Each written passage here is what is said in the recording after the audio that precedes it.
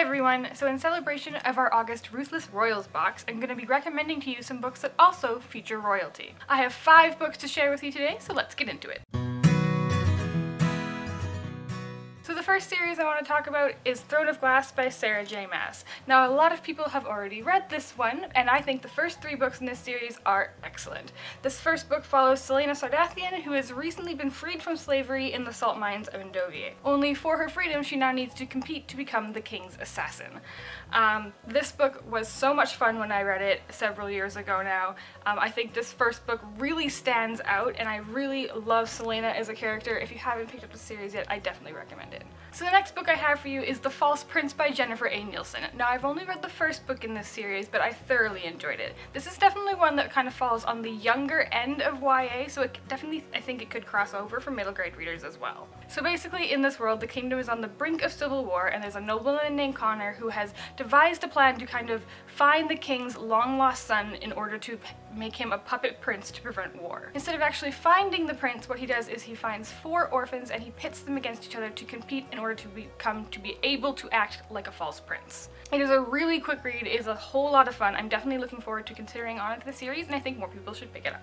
Next up I have the 7 Realms series by Cinda Chima. Now I recently completed this whole series and I absolutely fell in love with it. So the first book in this series is called The Demon King, and it made me absolutely fall in love with this world. It follows Han Alistair, who's kind of a reformed thief, and at the beginning of the novel he takes a treasured amulet from a wealthy kind of noble family, and he realizes that they are going to stop at nothing to get that back from him. On the other side we have Reina Anna Mariana, who is the princess of the kingdom, who has recently returned from the palace after studying for 3 years and training to do different things, and she kind of feels like she's trapped in the palace, and the story explores what happens when their 2 worlds collide.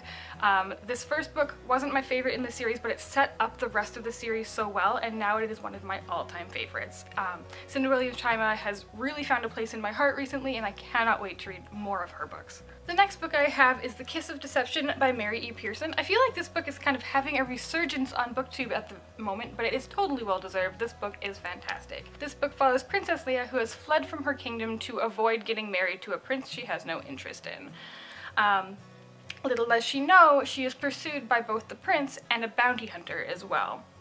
The really cool thing about this story is the way it is told is you don't know who is the prince and who is the bounty hunter throughout the entire story. So there's kind of this twist ending that had me guessing to the very last second. I absolutely love this trilogy. I believe Mary Pearson actually just released another book set in the same world, so I'm super excited to get to that one too. So the last series I have to recommend to you is Falling Kingdoms by Morgan Rhodes. Now this one was recently completed, so you can go out and read all 6 books right now. Now this story is the one YA series that has been sold as YA Game of Thrones, where I actually think that is an accurate description. So in this first book we have 4 points of view. We have a sorcerer, an heir, a princess, and a rebel, and this book really brings you into the world. I loved every single different point of view, and it sets up the whole 6-book series super well. I don't want to go into it too much because I don't want to spoil anything for you, but it's super fast-paced, so I recommend you pick it up. Alright, so that is just 5 series that kind of scratch the surface of books that feature royalty in them. If you have any other recommendations for me, please let me know in the comments down below. If you like this video, please give it a big thumbs up and subscribe to our channel for more. Happy reading, and thanks for being awesome. Bye!